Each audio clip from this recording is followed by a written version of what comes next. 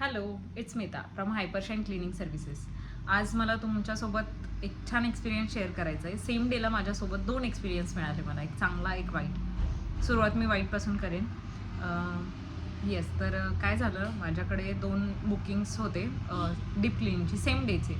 इकडे एक टीम काम करत होती एक साईटवर आणि दुसऱ्या साईटवर. तर झालं असं की एका साईटवरचे क्लायंट होते, त्यांना ते काम त्यांनी शिफ्टिंग केलं होतं आणि त्यांना ते काम त्यांनी सुरुवातीला आम्हाला सांगितलं की फारसं काही नाही करायचं, आम्हाला वरचेवर करून हवा एक विंडोज आणि हे ते सांगितलं. मग त्यांनी कोटेशनमधून पैसे कमी केले. ठीक आहे, त्यांना वरचेवर काम करायचं आहे म्हणून आम्ही पण डन केलं आणि त्यांचं काम करून दिलं.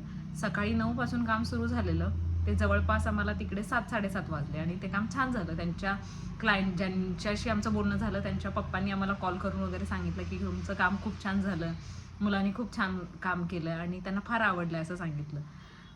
हे सगळं झाल्यानंतर मी जेव्हा त्यांना पेमेंटसाठी फोन केला, तेव्हा एकतर त्यांनी माझे 2 फोन उचलले नाहीत आणि तिसरा फोन जेव्हा मी त्यांना केला तेव्हा त्यांनी उचलला आणि माझ्याशी डायरेक्ट बोलत आहेत की तुम्हाला काही कळतंय का, एवढंच बोलून फोन कट केला. अरे मला काही कळालं नाही. मी परत काय झालं म्हणजे कशासाठी झालं हे सगळं म्हणून मी परत फोन करते अजून, परत नाहीत उचलत.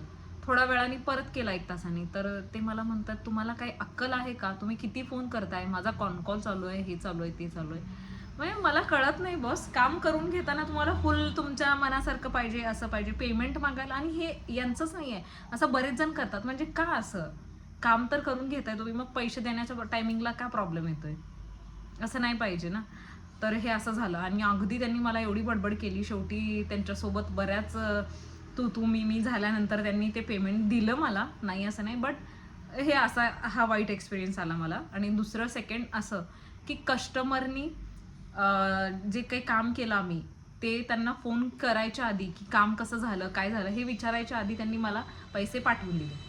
आणि त्यांनी त्यांच्या आईनं परत फोन करून सांगितला की तुमच्या मुलाने, तुमच्या आलेल्या स्टाफनी काम खूप चांगलं केलं, त्यांचा स्वभाव खूप चांगला आहे.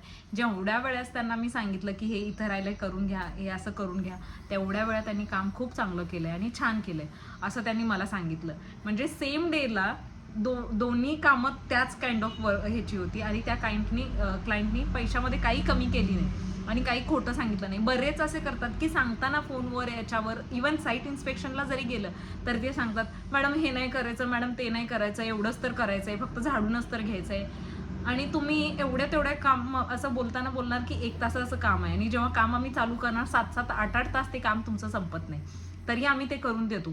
आम्ही असं बोलतच नाही की आम्ही तेच कामासाठी स्पेशल. मग तुम्हाला काम क्वालिटीचं पाहिजे, तुम्ही पैशांमध्ये कशाला कॉम्प्रोमाइज करताय. आणि जरी नसेल कॉम्प्रोमाइज करत तुम्ही, तर पेमेंट मागायच्या वेळेला जेव्हा कॉल केलं तुम्हाला कशाला वाईट वाटते, हे मला काही कळत नाही आहे. म्हणजे काय समजायचं हेच मला काही कळालं नाही आहे इन्सिडेंट नंतर. तर येस, मी ते डीप क्लिनिंगचे व्हिडिओ थोडेफार इथं मी ॲड करते, तुम्ही बघून घ्या आम्ही कसं क्लिनिंग करतोय. थँक्यू.